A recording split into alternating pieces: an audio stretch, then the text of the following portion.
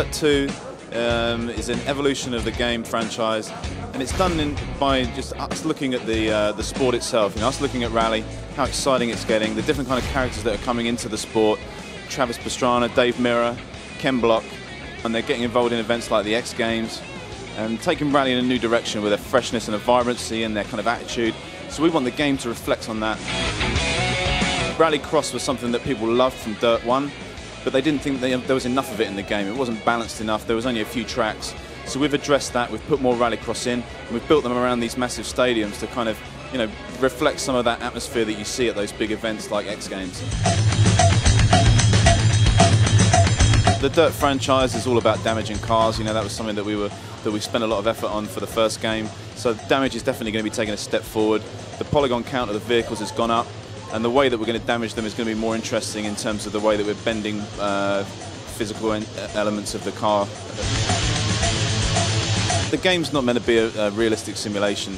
It's meant to be pick up and play. You know, anyone should be able to get some fun out of this thing. There was some feedback after Dirt 1 that the consumers, they loved the way that the game played, and they loved the way that you could damage the vehicles, but sometimes they just didn't want to be punished in terms of the way that was performance damage. You know, the way that it was going to affect your steering and your handling.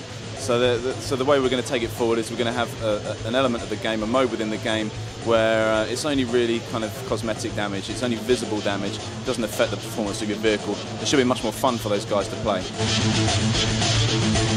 Something that consumers fed back on as well from Dirt 1 was that they wanted to be able to customize their vehicles. You know, they wanted to put packs on them and expand them and use them in different ways in different races. So this is something that we're going to allow them to do in Dirt 2. You can buy one car at the beginning of the game. You can take that car into different disciplines. So when you take a Subaru from a straight rally into something like a Rallycross, you can flare up the wheel arches. You can put different dips in the hood. You can basically customize the vehicle so that it's more in tune to that type of racing. There's other race elements as well, like hill climb. For that one, it's going to be more about tuning up beefing up the engine and putting a big spoon on the back of it so you can get more downforce and get it up to that 850 brake horsepower that they use. Dirt 1, we got a lot of feedback from consumers that they didn't like the online mode as much as as the guys in Europe did, because it was all about point-to-point rally. And point-to-point rally is what the game's been famous for. It's our heritage, so we needed to take care of that for that audience.